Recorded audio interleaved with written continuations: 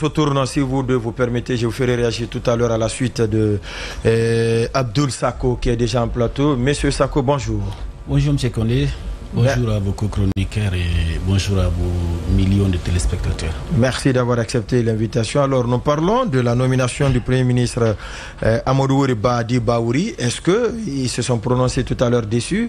Est-ce que c'est le profil idéal aujourd'hui pour la junte de faire face aux situations non seulement politiques mais également économiques? Merci beaucoup. D'entrée de jeu, d'abord, vous me permettrez une fois encore de manifester notre solidarité à la presse et surtout en guise de reconnaissance mais aussi de combativité pour la résilience. Et par rapport à la nomination du Premier ministre, je pense qu'il faut l'apprécier sous deux angles. Le tout premier. Le premier angle, son individualité, sa personne en soi. Et je pense quand on prend son background, son parcours professionnel sur le milieu banquier, mais aussi dans le cadre du paysage politique, nous pouvons bien entendu dire que... Et même des droits de l'homme. Bien entendu, bien sûr, et les libertés de façon globale. Nous pouvons dire bien entendu qu'il a, s'il faut, le profil nécessaire pour, en tout cas, nous permettre d'avoir des résultats dans cette situation anormale qui est la transition. Mais pour autant, il faut dire aussi, il doit intégrer une certaine dimension à ce background, à ce parcours qu'il a. C'est-à-dire, il ne doit pas regarder dans le rétroviseur des adversités politiques. C'est-à-dire tout ce qu'il a eu en termes d'aléas, mais d'adversité par le passé, il ne doit pas regarder. Il doit se tourner vers l'avenir. Il doit même se préparer lui-même que sur le paysage politique et social, il n'a pas de concurrents moins des adversaires. Il n'a que des potentiels partenaires que sa capacité managériale doit lui permettre de transformer en allié. De l'autre côté, maintenant, le deuxième angle, l'angle le plus important, la question qu'il faille se poser, est-ce que, on prend la question sur Mohamed Beavogui, autant M. Baouri a aujourd'hui un bon profil politique, mais aussi connaissant du paysage politique guinéen. Mais il faut noter que Mohamed Beavogui aussi avait un certain nombre de qualités. Mais qu'est-ce qui a fait que ces qualités qu'il avait ne lui ont pas permis de faire bouger les lignes? On se rappelle de cette fameuse phrase qu'il a prononcée à l'époque. On va mettre en place maintenant un véritable cadre de dialogue.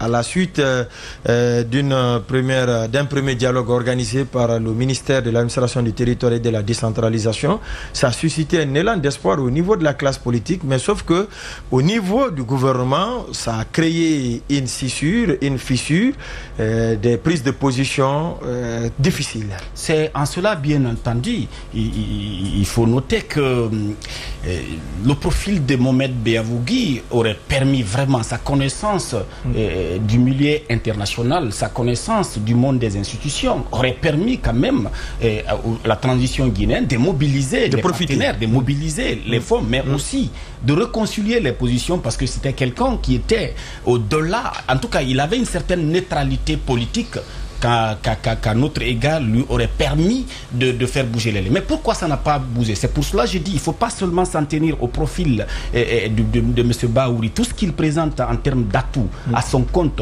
en termes d'individualité, il ne faut pas se focaliser seulement ça. Il faut interroger le système de gouvernance du CNRD. Ah, mais bien entendu, l'essentiel des prérogatives est détenu par le président de la transition, à la limite le CNRD. C'est pour cela que nous avons dit, quand le gouvernement entièrement a été dissous, je pense que la responsabilité aurait voulu qu'on interroge tout le système de gouvernance du CNRD. Ne pas faire seulement le gouvernement, les ministres partis, bien entendu, avec tout ce qu'ils ont eu à incarner en termes d'arrogance, mais aussi en termes de médiocrité à une dimension donnée. Il y en a qui sont bons. Mais malgré tout ça, là, on ne peut pas considérer ces ministres comme des bons émissaires pour incriminer, s'il faut, ou bien pour justifier les dérapages, les échecs de la transition. C'est pour cela qu'il faut savoir au jour d'aujourd'hui, entre le profil de M. Baouri et la volonté politique du CNRD, le système de gouvernement du CNRD, qu'est-ce qui va beaucoup primer pour faire bouger les lignes? Je pense que vouloir minimiser ce deuxième camp et le fait de ne pas mettre le focus sur ça, une fois encore, nous serons là dans quelques mois à encore humilier un certain nombre de cadres ou peut-être dire que tel nous a déçus.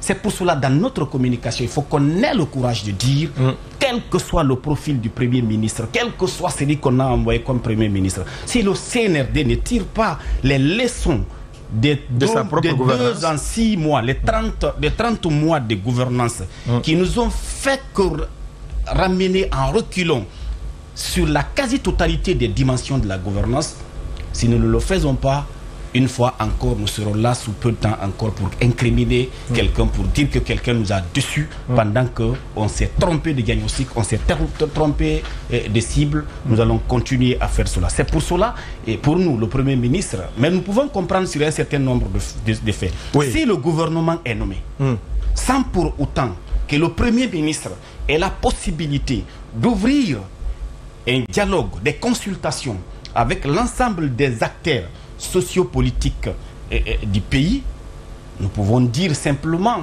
que c'est un échec qui est déjà préparé parce qu'on l'aurait accroché des ministres, on leur a accroché des individualités sur lesquelles il n'aura aucun pouvoir. La même manière qu'il est venu, vous dites qu'il a eu, c'est la bonne grâce du président de la transition, c'est la bonne foi du président de la transition. Je veux bien croire, mais je voulais que les choses ne se taillent pas sur le sentiment des hommes. Le choses ne se taille pas sur la volonté individuelle, au bon vouloir des hommes. Mais c'est le contexte, la problématique, les besoins du moment, et la capacité de nous rassembler, le besoin de faire ensemble qui doit nous amener. Mais tant que nous allons presser à dire que la colombe c'est là, le diable c'est les autres, pendant que c'est le président qui choisit les hommes et les femmes qui sont censés l'aider. Donc pour une fois encore, si toutefois le gouvernement est nommé sans pour autant qu'il y ait une véritable consultation pour redéfinir s'il faut même le contenu de la transition en lien avec le respect des engagements du président de la transition. Je vois les gens dire qu'ils aiment le colonel Mamadi, mais pour quelqu'un en Afrique, la parole donnée est symbolique, elle est significative. Surtout dans le Mandela. On le dit souvent, d'accord. Le président de la transition a donné engagement. Ousmane Gawal Diallo à l'époque l'a rappelé qu'il ne veut pas passer un jour de plus à la présidence de la République au soir de la fin du compromis dynamique. On va donc